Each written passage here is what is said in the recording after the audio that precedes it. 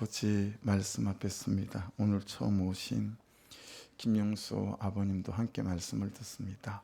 인생의 어느 때 교회를 다녀보신 적이 있으실 터인데 하나님 오늘 다시 주님 앞에 나왔사오니 말씀이 들리게 하시고 하나님이 부르시는 은혜의 댐을 깨닫게 해주셔서 아버지 하나님 참으로 구원의 반열에 설 수 있는 은혜가 있게 도와주옵소서. 주의 선하심이 우리와 함께 해주시고 말씀이 말씀되어지는 은혜를 누리게 하옵소서. 예수 그리스도 이름으로 기도드렸습니다. 아멘. 24절을 다시 같이 한번 읽겠습니다. 24절 같이 읽습니다. 시작. 그 말을 믿는 사람도 있고 믿지 아니하는 사람도 있어. 아멘. 로마에 사는 유대인들 중에 그죠? 상위 1% 잘 나가고 돈 잘 벌고 성공적인 삶을 사는 이 사람들을 바울 사도 이분께서 초대해서 복음을 잘 나누었습니다. 그 복음을 듣는데 그 말씀을 듣는데 그들의 마음이 꿈틀거렸어요. 마음이 열리고 감동이 되고 감격이 되고 그들의 마음이 어땠을까요? 네. 막 더 들어야 되겠다 싶었고 확실히 들어야 되겠다 싶었고 해서 자기들 스스로 다른 날을 정하고 같이 들어야 될 아내와 남편, 부모님, 자식들, 친구들까지 다 초대해서 깜깜한 새벽부터 오늘 권사님의 기도대로 문을 두드렸어요. 다급함으로 그렇게 문을 두드렸습니다. 바울이 전한 복음이 그들에게 통했습니다. 왜 그랬을까? 여러분 적용해 보십시오. 여러분들은 듣는 말씀들이 여러분에게 통하십니까? 감동이 되고 전율이 되고 회개가 되고 여러분 그런 일들이 있으십니까? 네. 말씀을 전하는 사람 또 영적인 분위기도 문제일 수 있겠으나 항상 내가 말씀이 들리지 않을 때마다 내가 왜 말씀이 들리지 않고 복음이 통하지 않을까라고 돌아보는 것 또한 영적인 겸손이라고 생각해요. 여러분 바울이 그들보다 훨씬 더 가진 자였기 때문에 자기들보다 훨씬 더 출세한 사람이었기 때문에 더 누렸던 사람이기 때문에 바울이 전한 복음이 그들에게 통하는 거예요. 왜 그러냐면 그랬던 그가 지금 그 모든 것을 배설물로 여기고 수갑을 차고 감옥 안에 들어앉아서 자기들이 그렇게 일생을 찾고 헤매던 것을 가지고 있는 거예요. 보세요. 추구했던 것을 추구하고 살았는데 그들은 없는데 자기들보다 더 많은 것들을 가지고 있는 바울은 싹 다 버리고 감방에 들어앉아 있는데 자기들이 추구했던 그것을 가지고 바울 사도가 너무 기쁨으로 앉아 있는 거예요. 이게 이제 복음의 비밀, 그리스도인의 비밀 아니겠습니까? 그렇죠? 놀라운 감격을 그가 갖고 있고 심령에서 터져 나오는 웃음을 갖고 있고 기쁨으로 가득한 범접할 수 없는 아우라가 있는 거예요. 네. 그 복음이 너무 궁금한 거예요. 아니 내가 일생을 추구하고 있는 것보다 더 많이 추구했던 바울이 그것들 싹 다 버리고 깜빵에 앉아 있으면서 내가 일생을 가진 것 그리고 올라간 자리에서 누리지 못하는 저 기쁨과 감격을 어떻게 저 사람이 누리고 있는 거지? 이게 궁금해진 거예요. 네. 복음이 무엇이기에 그를 저렇게 만들었을까? 복음이 무엇이기에 바울이 가진 그 모든 것을 아무것도 아닌 것으로 만들었을까 싶었던 거죠. 그들이 바울이 전한 복음을 듣고 심령이 꿈틀거리는 여러분 또 하나의 이유는 어떤 거냐면 그들도 알고 있었기 때문입니다. 뭘 알고 있었을까요? 이 돈이, 이 사회적 성공이, 이 풍족한 생활이 너무 좋은데 너무 편한데 이것이 줄 거라고 생각했던 그 인생의 감격이나 행복 이게 이런 것들이 줄 수 없는 거구나 라는 사실을 깨달았던 거예요.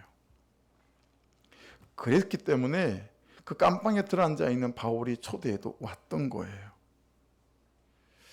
대학원을 졸업하고 성경이 너무 갈급했어요, 말씀이. 그래서 제주열방대학에 성경요 과정이 있다는 걸 듣고 또 내가 GTS를 했기 때문에 이게 세컨스쿨이거든요. 자격이 돼서 여기를 지원해서 공부를 하게 됐어요. 같이 하는 공부하는 지체들 중에 장로님이 한 분 계셨습니다. 보기 아주 좋아 보이시는 정말 장로님 같아 보이는 장로님 한 분 계셨는데 같이 공부하는 4주여 명의 지체들을 정말 이분이 많이 도우셨어요. 지금 사이프러스에 나가 있는 선교사님, 우리 김원규 선교사님 특관절이며 이게 수천만 원이 들었어요. 제가 알기로는 한 3천만 원 가량이 들었는데 장로님이 전부 다 폴로잉을 해 주셨어요. 저녁을 드시고 나면 자주 제 방에 오세요. 그래가지고 이제 선교단체니까 다 이름을 부르거든요. 기훈 형제, 왜 이렇게 쓸데없는 짓을 해? 가족 다 띄워놓고 이 내려와가지고 무슨 공부는 공부야? 내가 좋은 말 할 때 가족 다 불러내리라고. 아내랑 자녀들 불러내려서 1년 동안 제주도에서 실컷 놀다 올라가라고. 내가 얻을 집도 돈을 주고 모든 체류비도 다 공급해 줄 테니까 1년 동안 제주도 마음껏 가져가고 실컷 놀다가 올라가라는 거예요. 근데 그분 하는 말이 빈말이 아닌 거예요. 끄떡하면 와가지고 염장을 질러요. 그럴 수 없다는 걸 알면서도 불러내리라고. 공부 이거 뭐하러 하냐고. 성경 공부 신학교 4년을 했고 대학원 3년 했고 7년을 했는데 뭐 더 알 게 있냐고 맨날 와서 진심으로 그런 말들을 많이 하셨어요. 야, 알만한 분이 왜 저러실까 싶었는데 알고 보니 이 장로님은요, 저기 대전에 대덕연구단지 있죠.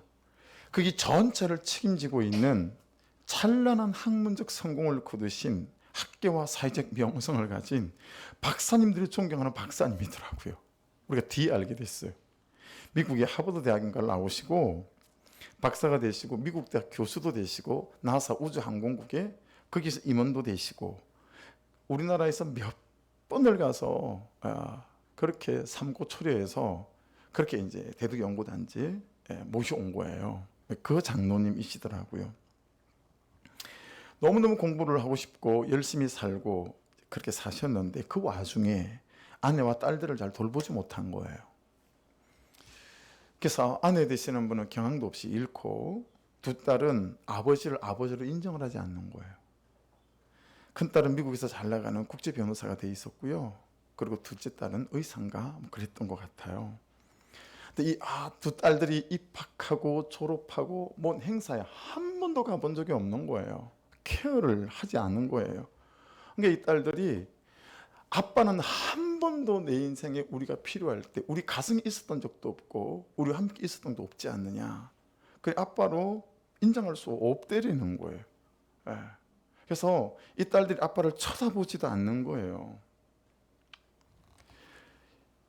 장로님이 그러시는 거예요. 눈에 눈물이 걸썽걸썽 하셔가지고 다 이루었다 싶었고 다 가졌다 싶었는데 아무도 옆에 없더래요. 자기가 이룬 것이 아무것도 아니었구나라는 걸 처절하게 깨달아서 이분이 그 바쁜 업무 와중에 뭘 하고 계셨냐면 대전 지역에 결혼 예비학교 교장 선생님을 하고 계셨더라고요. 자기처럼 결혼 생활하면 안 된다고, 자기처럼 인생을 살면 안 된다고, 그 많은 걸 이룬 분이 그 젊은 사람들을 앉혀놓고 자기처럼 인생을 절대 살면 안 된다고, 자기는 아내한테도 딸들에게도 버림받은 그런 아빠요 남편이라고, 이 이룬 것들이 아무것도 아니더라고. 맨날 이거 그냥 결혼 예비학교에서 이 얘기 하시는 거예요. 1년간 말씀 앞에 서 계시면서 딸들에게 마음 깊은 용서를 구하는 거죠. 그래서 메일을 길게 보낸 날은 오셔서 커피를 마시면서 기훈 형제, 내가 이번에 또 마음을 다해서 메일을 보냈는데 우리 딸들이 어떻게 반응할지 모르겠다고 기도 제목 부탁하고 막 그러셨거든요. 야, 근데요, 이 두 딸이 마음이 열렸어요. 그래서 미국에서부터 제주도까지 아버지를 만나러 오겠다고 그런 거예요.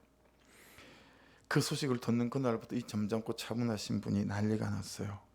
딸들이 도착하는 그날부터 일주일간 차를 가지고 이렇게 돌아다니면서 좀 하고 싶다고 제 차를 빌려다니는 거예요. 그래서 저기 렌트카도 많은데 썩음썩음한 제 카니발을 빌려달라고 그래가지고 그때는 까만 카니발이었어요.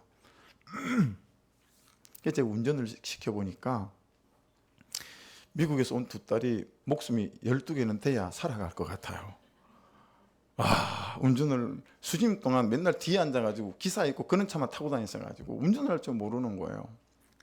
그래서 제가 장로님 이러지 마시고 제 수업을 빼고 일주일간 내가 장로님 기산으로 탈게요. 2달 하고 다니면서 다 가십시오. 제가 이제 제주도 바삭하게 알고 있잖아요. 제가 소개해 드릴게요. 그랬더니 절대 안 된대요. 예, 꿈도 꾸지 말라는 거예요. 딸 둘하고 자기만 딱 있고 싶대 차 안에. 그리고 자기가 운전을 해야 된대요. 이제 운전을 가르치는데요. 야, 장로님을 때리고 싶었어요. 와, 얼마나 화가 나. 운전을 왜 그렇게 하는지 몰라. 아니, 가르치는 대로 그게 안 되나 봐요. 이 똑똑한 사람들이요, 다 똑똑한 게 아니에요. 그죠? 이 공부하는 머리나 똑똑하지. 막 열받을 일도 생기고 한 2번 같이 죽을 뻔했어요. 그래도 결국은 이렇게 하시고 해서 마지막 날 그 차를 끌고 가시는데, 장로님이 살아도 좋으실는지 차가 멀쩡하게 돌아오는지 진짜 제가 뒤를 쳐다보면서 너무너무 걱정이 됐어요.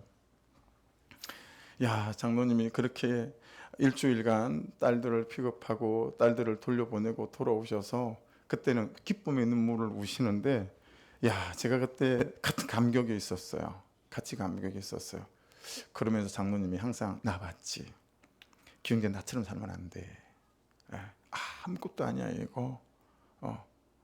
그렇게 항상 말씀했던 기억이 항상 제게 어떤 일을 결정할 때 그분의 어떤 메시지가 제게 메시지가 될 때가 있어요. 17살, 18살 제가 그때쯤에 서울 사당동에서 배관공 일을 했어요. 제가 배관 기능사 자격증도 있고 또 보일러 기능사 자격증도 있고 막 그렇잖아요. 그걸로 제가 취업을 했었거든요. 명절이 되면 우리 사장님은, 요즘은 그게 잘 안 보이는데 옛날에는 종이로 된 포대에다가 20kg짜리 그 설탕이 많이 있었어요. 그걸로 명절날에 인사를 많이 했거든요. 이제 그걸 우리 사장님은 그래서 인사를 했는데, 그런 것들을 주로 이제 저를 많이 보고 돌리게 하셔서 밤늦게까지 돌렸어요. 몇 포가 남았는데 그 한 포를 퇴근하는 길에 정육 좀 아는 처형한테 갖다 주고 퇴근을 하면 좋겠다고. 저기고 저긴데 막 짜증 부리면서 이제 싣고 갔죠. 갔더니 10시가 훌쩍 넘었기 때문에 셔터가 내려졌어요, 정육점이. 근데 안에는 불은 켜져 있고 여러 번 다녔던 집이기 때문에 익히 아는 뒷문으로 들어갔죠. 그때 제가 처음 봤어요. 이제 큰 살코기를 슬라이스로 이렇게 해가지고 삼겹살을 어떻게 만드는지. 야, 근데 여러분 제가 뭘 보게 됐냐면, 슬라이스로 삼겹을 싹 켠 다음에 그 냉동시키는 거기다가 다 이렇게 약간 휘어지잖아요. 싹 예쁘게 깔더니요, 아주 가느다랗게 섬세하게 나오는 조리가 따로 있더만요. 조그만 게. 그냥 물을 담아가지고 삼겹살에다 물을 뿌리는 거예요. 물을 이렇게. 또 한 겹을 싹 얹고 나면 또 물을 뿌리고. 이제 그걸 생전 처음 봤죠. 제가 그걸 보고 있다가 한동안 뒤돌아 나오면서 제가 속으로 그렇게 생각했어요. 야, 이렇게 해서 이 빌딩을 샀구나. 빌딩이었거든요. 야, 이렇게 해서 이 빌딩을 산 거구나. 이제 그 생각을 제가 나왔던 기억이 있습니다. 이 처형 이분이 처음에 우리 사무실에 왔을 때 우리 사장님을 되게 깔봤어요. 왜냐하면 동업하는 사장님이 2분이나 계셨는데, 우리 신범주 사장님이 그분들 먼저 다 아파트를 해서 다 내드리고, 자기는 우리 사무실 뒤쪽에 방 한 칸에 아들, 딸 같이 좁은 방에 그렇게 있었어요. 그 모습이 저한테는 되게 좀 좋아 보였죠. 그랬는데 이 처형은 와서 맨날 이렇게 까는 거예요. 언제까지 이렇게 살 거야 막 이러면서 막 그랬었거든요. 그래서 좋은 자동차에 강남 사모님 같은 그런 옷을 입고 항상 왔던 기억이 있습니다. 근데 이분 딸이 외동딸인데 저하고 나이가 동갑이에요. 여고 2학년인데 자주 사무실에 놀러 오고 해서 이제 얼굴도 알고 하는 그런 자매였는데, 그만 이 딸이 백혈병에 걸린 거예요. 어느 하루 사무실에 들어갔는데 이 사장님과 마주 앉아서 이분이 퍼질러 앉아 통곡을 하면서 우는 거예요.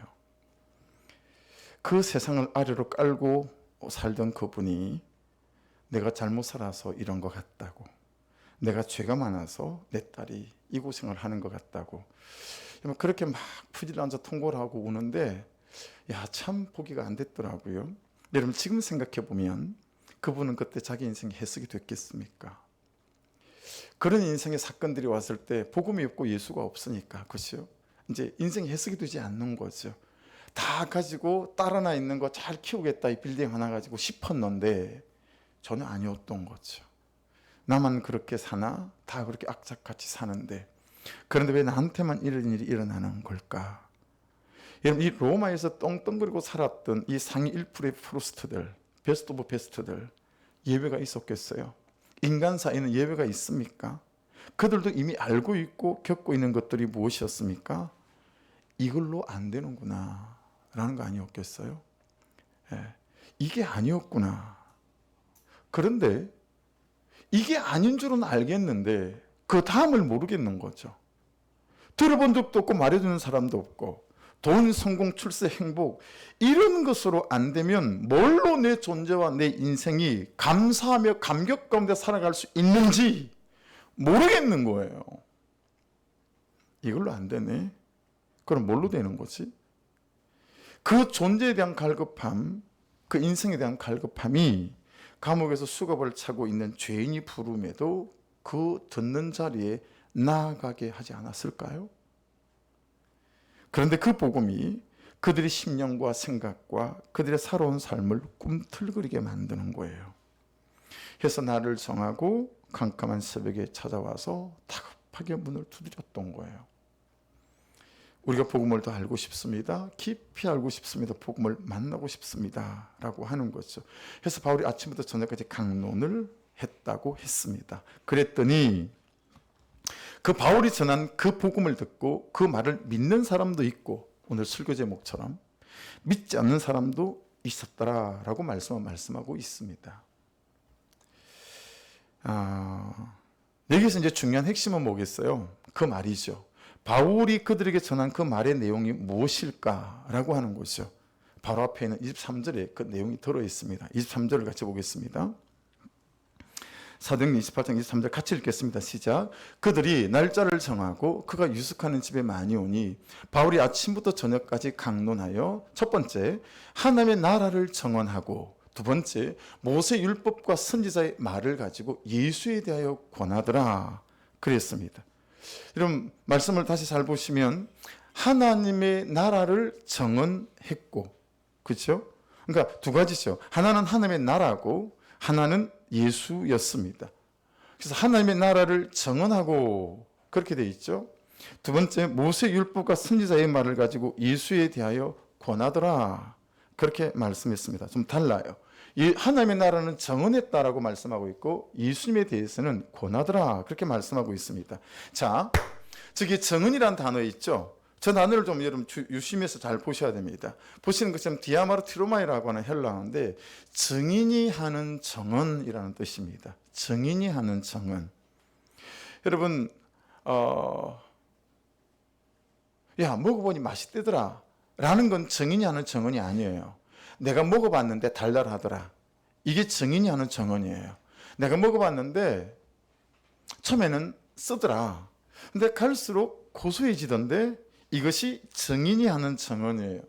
여러분 미국의 그랜드 캐년 가보셨습니까?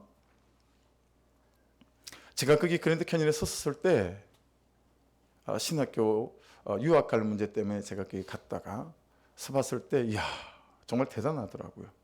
백두산에 여러분 혹시 올라오셨습니까? 이야 백두산에 올라가니까요 그냥 민족이 가슴에 들어오더라고요. 민족을 위해서 제가 그렇게 처절하게 울고 기도해봤던 적은 그때가 처음이었던 것 같아요. 그냥 하나님한테 이 나라를 맡기면서 하나님 이 나라 이 민족이 전쟁 없이 복음으로 통일되게 도와주십시오. 그리고 그 일에 내가 이만큼이라도 쓰임받게 좀 도와주십시오. 그런 기도가 되더라고요. 그러니까 여러분 거기 서봤으니까 제가 증인이 하는 증인이 될 수 있겠죠. 그 장소에 있었고 그 장소에서 들었고 그 장소에서 만져봤고 그 장소에서 먹어봤고 이게 여러분 증인이 하는 증언이다라고 말할 수 있습니다. 지식을 전달하는 사람은 증인이 아닙니다. 누구에게 들은 말을 전달하는 사람도 증인이 아니에요. 그에 대한 나의 경험을 전달하는 사람이 증인이다라고 하는 것입니다. 그런데 여러분 중에 누구에 대하여 무엇에 대하여 아무도 모르고 여러분만 알고 있는 누구에 대한 또는 나에 대한 비밀이 있는 분들 계시죠? 예. 제가 기억도 안 나는 어릴 때 우리 가족들을 정말 당황스럽게 만드는 깜짝 놀라는 일이 있었습니다. 일본에서 우리 아버지의 가족들이 우리 아버지를 일본으로 초청한 거예요. 아니, 우리 엄마 여기 있고 우리 가족들도 여기 있는데 일본에 있는 아버지의 가족들이 아버지의 아내랑 아버지의 자녀들이 아버지를 초대를 한 거예요. 여러분, 그냥 가족들이 발칵 다 뒤집어졌다는 거 아니겠습니까? 알고 보니까요, 아버님이 일제시대 때 일본으로 징용으로 끌려가셨어요. 끌려가셔서 비행기 프로펠러 전투기 그 제로기 있잖아요. 그 만드는 프로펠러 공장에서 프로펠러를 만드는 엔지니어였던 거예요. 거기서 이제 일을 했던 거예요. 우리 아버지는 단 한 번도 일본이 망할 거라고 생각을 해본 적이 없대요. 한국으로 평생 죽어도 돌아갈 거라고는 꿈도 꿔본 적이 없는 거예요. 아버지가 거기서 가정을 이루었던 거예요. 근데 일본이 망하면서 한국으로 강제 송환이 된 거죠, 아버지가. 그러면서 아버지가 입을 닫은 거예요. 가족이 아무도 몰랐던 거죠. 그런데 세월이 훌쩍 지나서 일본의 가족들이 아버지를 초청을 한 거죠. 그러니까 여러분, 가족이 다 몰랐다가 이제 알게 된 거죠. 일본으로 가시려고 이런저런 수속을 받는 중에 이 아버지의 가족들이 전부 다 조총련 소속이 되어 있다는 걸 정부 당국이 알고 출국 금지를 했어요. 못 가게 했어요. 지금이 아니잖아요. 그때 당시에는 조총련 그러면 완전 빨갱이 아닙니까? 예. 못 가게 한 거예요. 그래서 그거는 뭐 이렇게 이루어지진 않았어요. 여러분, 내가 본 것을 말하지 않으면 비밀로 남는 거죠. 우리 아버지처럼 거죠. 하지만 말하면 정인의 정언이 되는 거겠죠. 근데 여러분, 오늘 말씀을 잘 보십시오. 정언 앞에 무슨 말이 붙어 있습니까? 하나님의 나라라는 말이 붙어 있어요. 하나님의 나라를 정언하고, 이 말은 바울 사도가 하나님의 나라를 보았다는 것이고 하나님의 나라에 있었다는 말이고 하나님의 나라를 만졌다는 말이다 라고 하는 것입니다. 그런데요, 다른 것은 다 내가 본 것을 들은 것을 비밀로 알 수 있어요. 근데 여러분, 우리 아버지처럼 말입니다. 내 입을 닫으면 닫을 수 있어요. 근데 놀랍게도 하나님의 나라는, 그 나라를 본 사람은, 그 나라를 경험한 사람은, 하나님을 만나본 사람은 절대 입을 닫을 수가 없어요. 이게 달라요. 완전 달라요. 말하지 않을 수 없습니다. 하나님의 나라를 본 사람, 구원의 경험을 한 사람은 입을 닫을 수가 없는 거예요. 말하지 않을 수가 없는 거예요. 살리고 싶어서 살리는 게 아니에요. 살리고 싶어지는 것입니다. 그냥 보면 살려지는 거예요. 왜냐하면 내가 하나님의 나라를 경험했기 때문에 그런 거예요. 내가 살아계신 하나님을 만났기 때문에 그러는 거예요. 여러분, 우리가 심각하게 내 믿음을, 내 구원의 확신을 정말 돌아보고 점검해 봐야 합니다. 나는 말하지 않을 수 없는 사람인가? 여러분 어떠세요? 여러분은 예수를, 하나님의 나라를 말하지 않을 수 없는 사람이에요? 아니면 큰맘 먹고, 정말 큰맘 먹고, 정말 큰맘 먹고 어떻게 나를 잡아서 저기 있잖아, 사실은 예수님이 이러세요, 아니면 말하지 않을 수 없어서 예수 없는 글을 보면 툭툭 예수가 튀어나와서 있잖아 라고 이런 삶을 사세요. 여러분, 구원을 경험하고 하나님의 나라를 본 사람들은 말하지 않을 수 없습니다. 여러분, 살리지 않을 수 없는 사람이 돼요. 질문해 보셔야 돼요. 나는 말하지 않을 수 없는 사람인가? 나는 살리지 않을 수 없는 사람인가? 한 달 중에 한 이틀 너무 말씀이 은혜가 되었어요. 그래가지고 그 한 달 중에 한 번, 내가 저 친구에게, 이웃에게 내가 가서 뭔가를 좀 섬겨서 저를 살려야 되겠다. 여러분, 그렇다면 우리가 그 지경에 놓여 있다면, 여러분하고 제가 그 지경 속에 살아가고 있다면, 여러분, 과연 우리가 정인이라고 할 수 있을까? 정말 나는 말하지 않을 수 없는 사람인가? 나는 살리지 않을 수 없는 사람인가? 이 질문을 깊이 여러분의 존재 속에 던져봐야 하거든요. 그래서 이 정은, 이 디아마르티로마이라는 단어는 의무가 강조점이에요. 의무. 말하지 않을 수 없는 것이지만, 비밀로 알 수 없는 것이지만 또 한편으로는 말해야 되는 거라는 거예요. 안 살릴 수 없지만 또 한편으로는 살려야 된다는 거예요.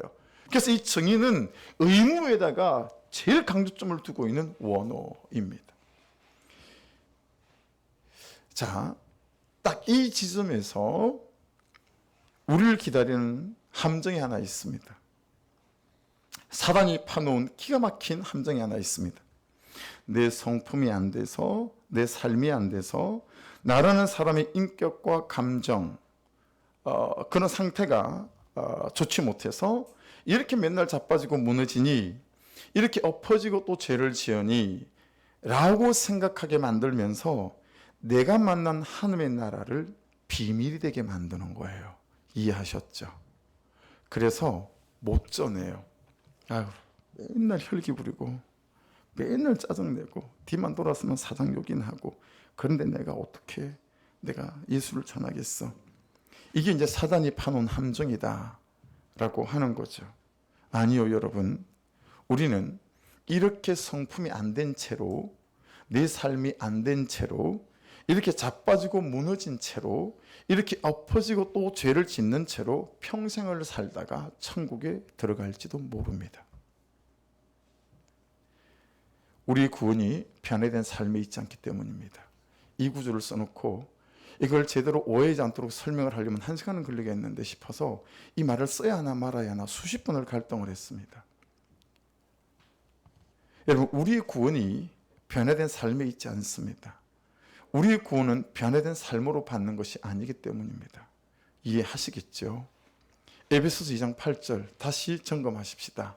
여러 번 점검했지만, 너희가 그 은혜를 인하여 믿음으로 말미암아 구원을 얻었나니 이것이 너희에게서 난 것이 아니요 하나님의 선물이라. 저걸 공식으로 보면 어떻게 되죠? 은혜 더하기 믿음은 구원이에요. 우리의 구원은 하나님 그분의 은혜고 믿음이라는 거예요. 이걸 하나님이 더 확실하게 말씀하고 싶어가지고 구절은 이렇게 말씀하십니다. 행에서 난 것이 아닌 이는 누구든지 자랑하지 못하게 함이라. 그럼 공식이 어떻게 됩니까?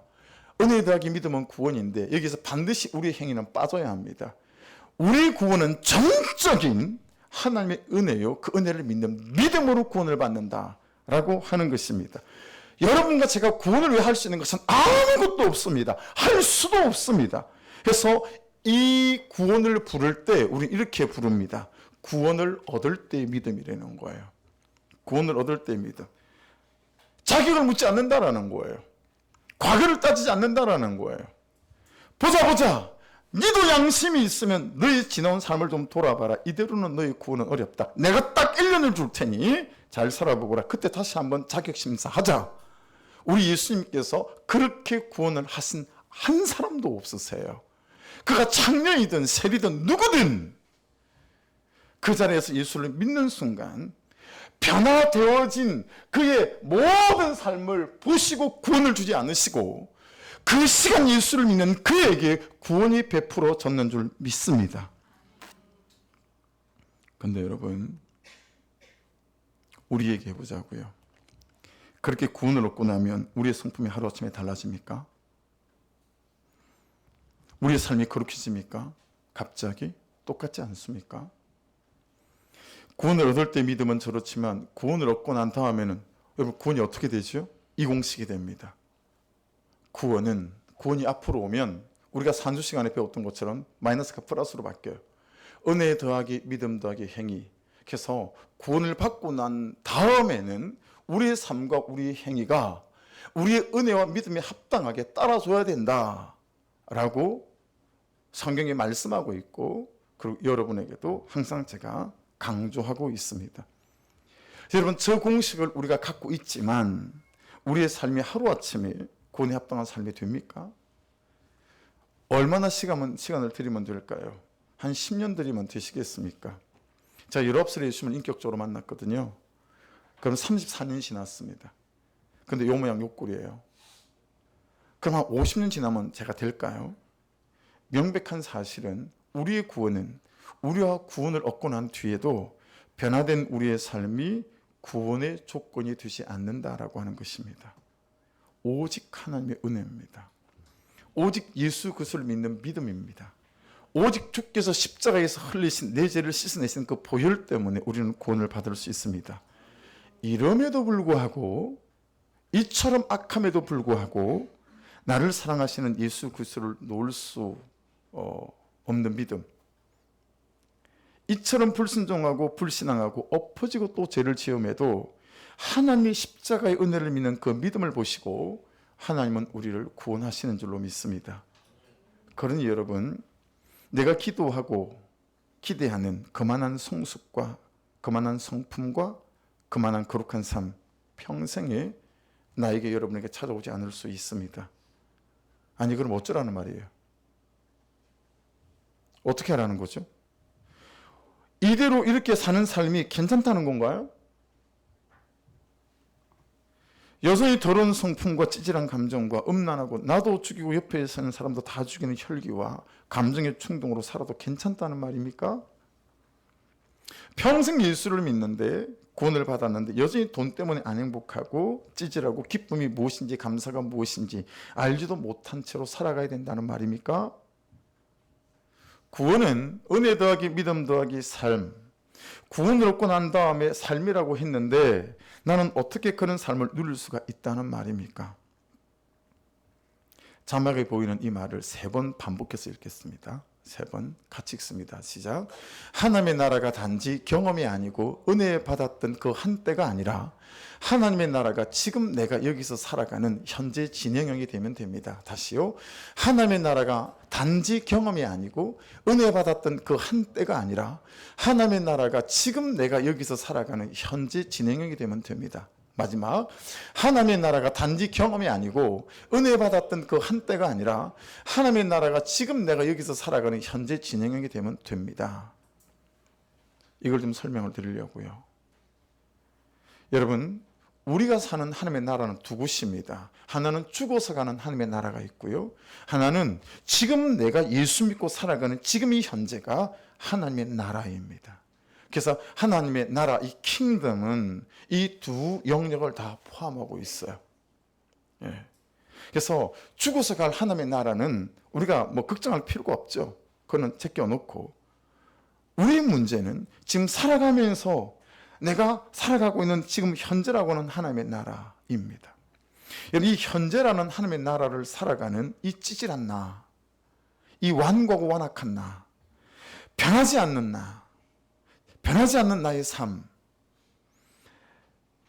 이런 나를 하나님은 이해하시고 용서하시고 기다리시고 불쌍히 여기시고 긍휼히 여기시는 말씀이, 저는 이 말씀보다 좋은 말씀이 없는 것 같아요. 에스겔 16장 6절 말씀입니다. 같이 읽겠습니다. 시작.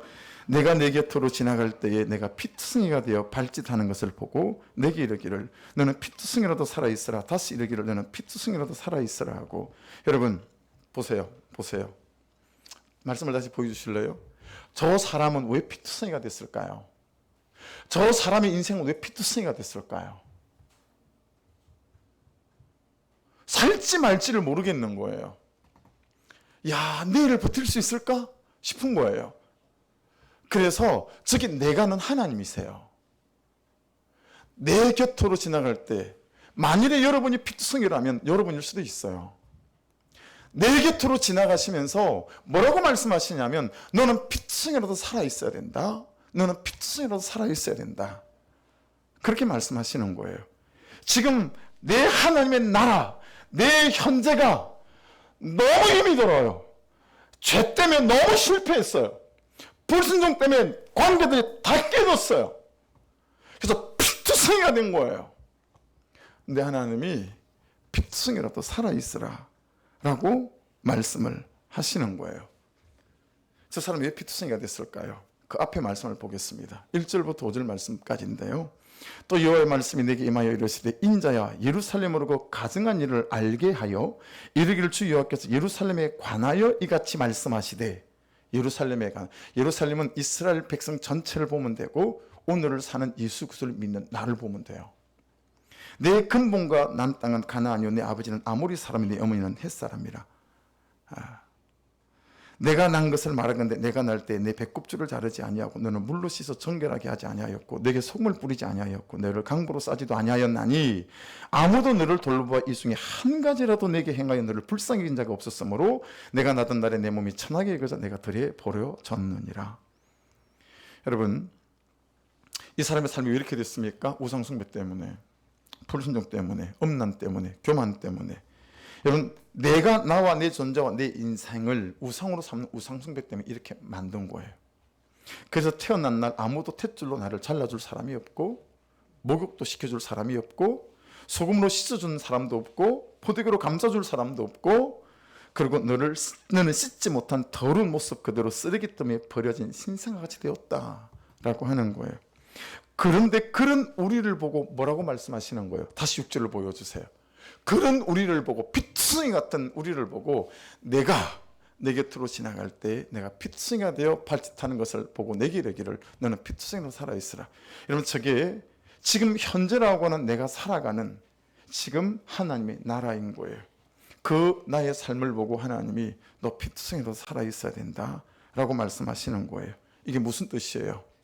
이게 무슨 말입니까? 죄로 인해 피투성이지만, 교만과 불순종으로 인해 피투성이지만, 그래도 다시 은혜의 자리로 나아가고 말씀의 자리에 붙어 있고 예배 자리에 붙어 있으면서, 아버지 저 어떡한데요? 저 좀 불쌍히 여겨주세요. 아버지 제가 왜 이렇게 안 될까요? 저 좀 긍휼히 여겨주세요. 저 좀 다시 살려주십시오.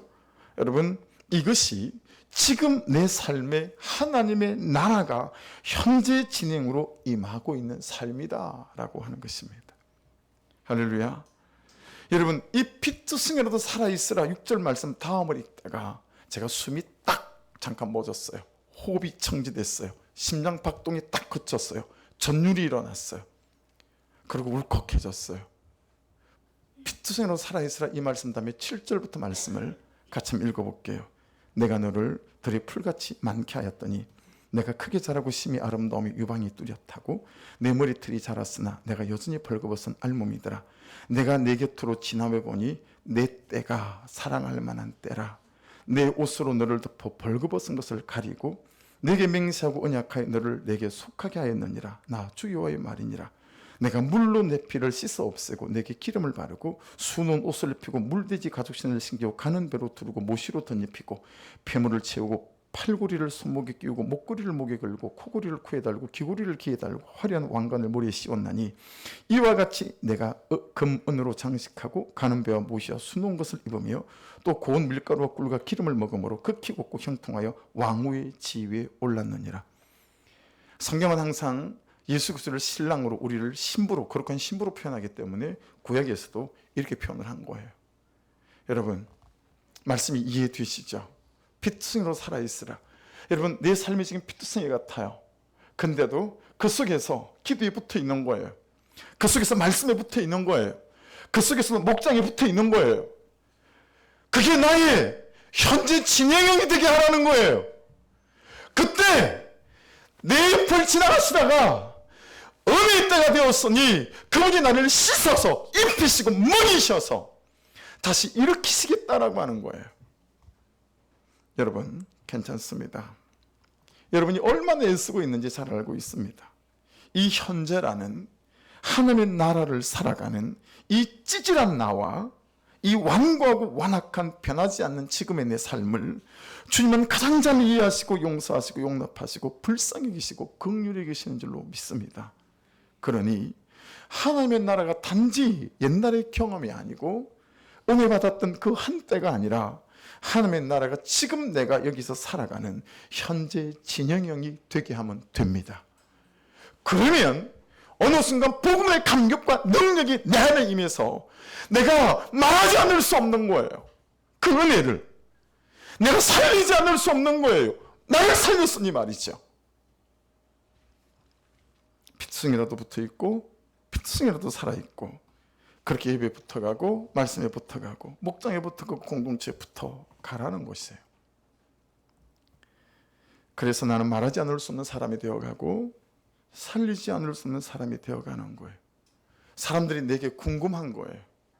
야, 네 손에 뭐 진 것도 없는데 너 뭐가 그렇게 맨날 절거니?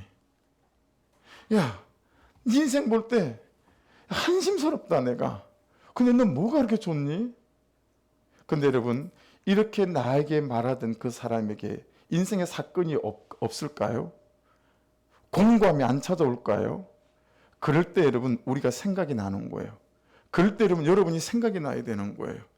그런데 나는 안 되는데 이 가진 것으로도 저 가진 것도 없는 쟤는 뭐가 저렇게 감격 있고 좋을까?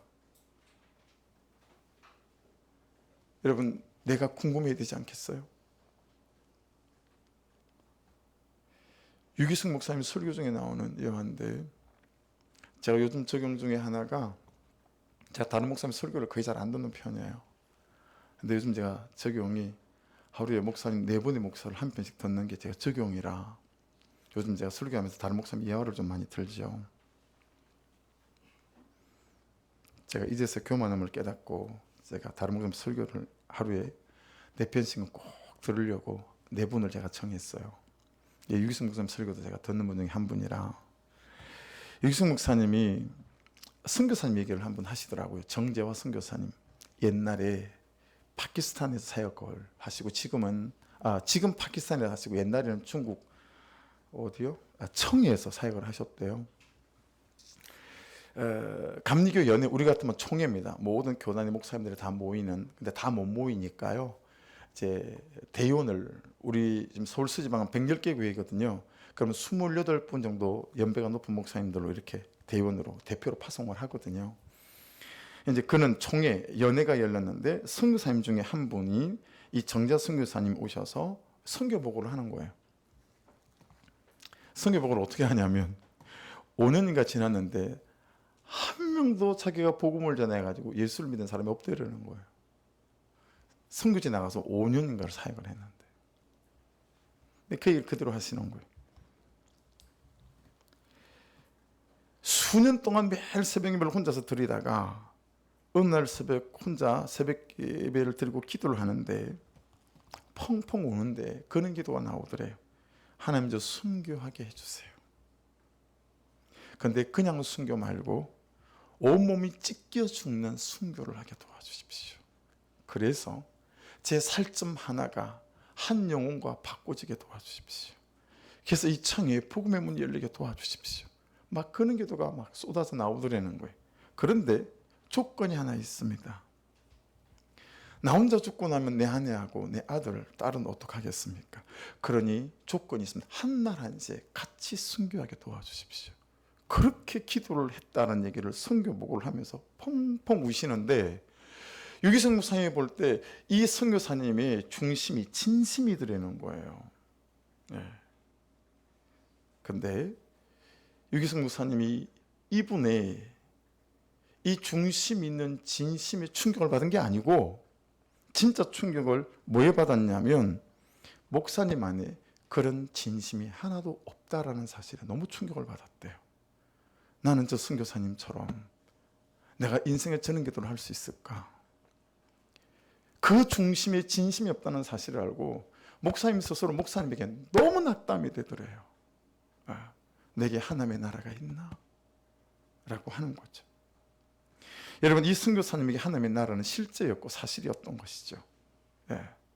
여러분, 리빙스턴 선교사님은 선교사에 되게 유명한 분이시고 여러분도 아시는 분이라고 생각해요. 이분은 아프리카 지역에서 특히 잠비아 지역에서 선교를 했는데 어느 날 연락이 끊어졌어요. 그래서 영국 정부에서 이 리빙스턴 선교사님을 찾으려고 탐험대를 꾸렸어요.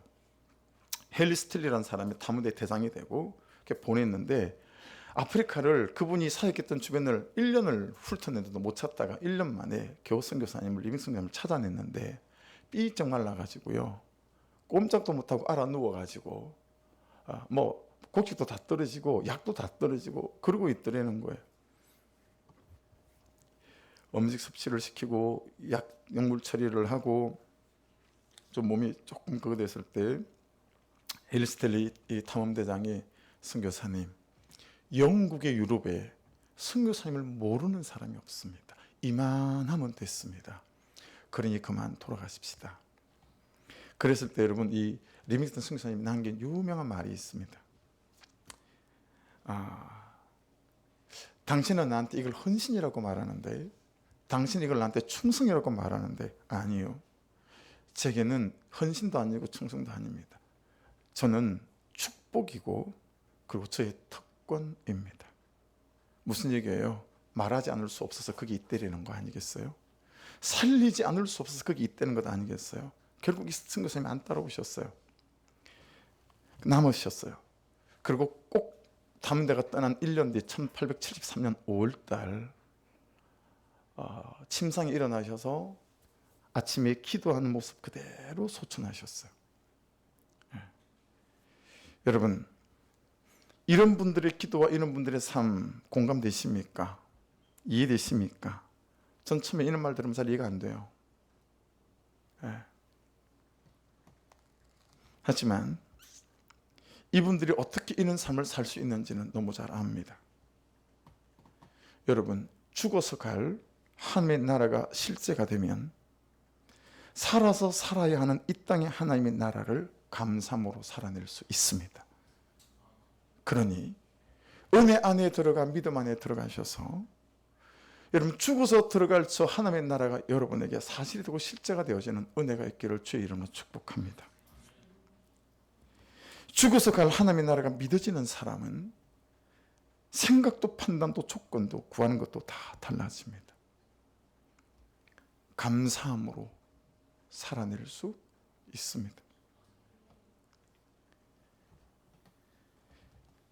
그런데 우리는 오직 이 땅밖에 없는 거예요. 그들 중에 믿어지는 사람이 있고 이 말을 믿지 못하는 사람이 있었다는 거 아니겠습니까? 여러분, 여러분하고 저하고는 믿어지는 사람이어야 하지 않겠습니까? 그렇죠? 믿어지는 은혜를 구하는 사람이어야 되지 않겠습니까? 토요일 날 어머님이 마지막이 될지도 모른다고 병원에서 연락이 왔어요. 중환자실에 들어가기 전에 가족들이 와서 마지막으로 얼굴을 보라는 연락이 왔다고 아내한테 전화가 왔어요.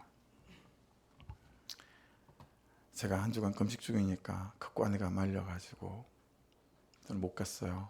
이제 내일 아내랑 다시 같이 이제 또 가볼 수 있는 기회가 있어서 이제 내일 가려고 하는데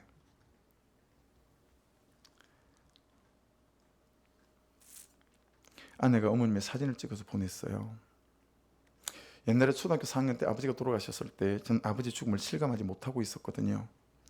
상여 나갈 때 삼배옷을 입고 대나무 지팡이 막대기를 들고 아이고 아이고 하고 따라가다가 내 눈에만 보였어요. 아버님 관, 시신을 모신 관에서 물이 뚝뚝뚝 떨어지는데 아버지가 벌써 죽어서 시신에서 썩어서 물이 떨어지는구나. 아버지 죽음이 제일 처음으로 인식되어졌어요. 그리고 제가 기절해서 쓰러졌어요. 아버지 죽음이 제게 실제가 된 거죠. 어머님의 소식을 듣고 아내가 갔음에도 불구하고 어머님의 죽음이 제게 실제가 안 됐어요. 그런데 사진을 보는 순간 어머님의 죽음이 제게 실제가 되는 거예요.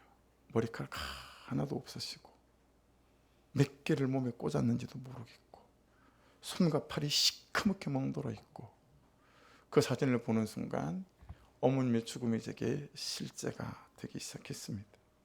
계산했습니다. 그냥 뜬금없이 계산이 됐어요. 어머니가 83인가 4인가 5인가 83이라고 하자. 그러면 30년 남았구나. 그 계산이 그냥 나도 모르게 툭 튀어나왔어요. 이야, 내가 어머님 나이에 만일 죽는다고 가정하면 내게 인생에 30년 남은 거구나. 내가 71살에 은퇴니까 목회로 치면 18년밖에 안 남았구나. 그러면서 값지게 살아야 되겠다. 그 고백이 터져 나왔어요. 값지게 살아야 되겠다. 하루하루 순간순간 값지게 살아야 되겠다. 감사하며 살아야 되겠다. 감격하며 살아야 되겠다. 정말 사랑하며 살아야 되겠다. 그러면서 무릎을 꿇고 기도가 되기 시작했습니다. 하나님, 저 값지게 살게 도와주십시오. 1분 1초도 시선을 다른 데 두지 않고 하나님의 나라를 바라보며 말하지 않을 수 없는 사람이 되게 도와주시고 살리지 않을 수 없는 사람이 되게 도와주십시오. 제가 여전히 성품도 안 되고 내 삶도 안 되고 인격과 감정도 안 되지만 이렇게 자빠지고 무너지지만 여전히 염란하고 교만하고 옳고 그름에 잡도록 판단하고 정죄하고 살지만, 이렇게 엎어지고 또 죄를 짓고 살겠지만 회개의 비를 준비하시는 하나님의 은혜를 바라보며 피투성이라도 살아있게 도와주소서. 하나님의 나라를 항상 믿는 자로 살아가게 도와주시옵소서. 그 뜨거운 기도로 주님 앞에 옥상에서 머물렀던 토요일 저녁을 보내게 됐습니다. 사랑하는 여러분, 여러분은 믿는 자 되셔서 여러분의 인생의 1분 1초도 그냥 보내지 않아 값지게 살아가는 한 분 한 분 되시고, 그분의 은혜 아래 젖어서 말하지 않을 수 없고 살리지 않을 수 없는 이 인생으로 초대받는 저와 여러분 될 수 있기를 주의 이름으로 축복합니다. 같이 찬송 드리겠습니다.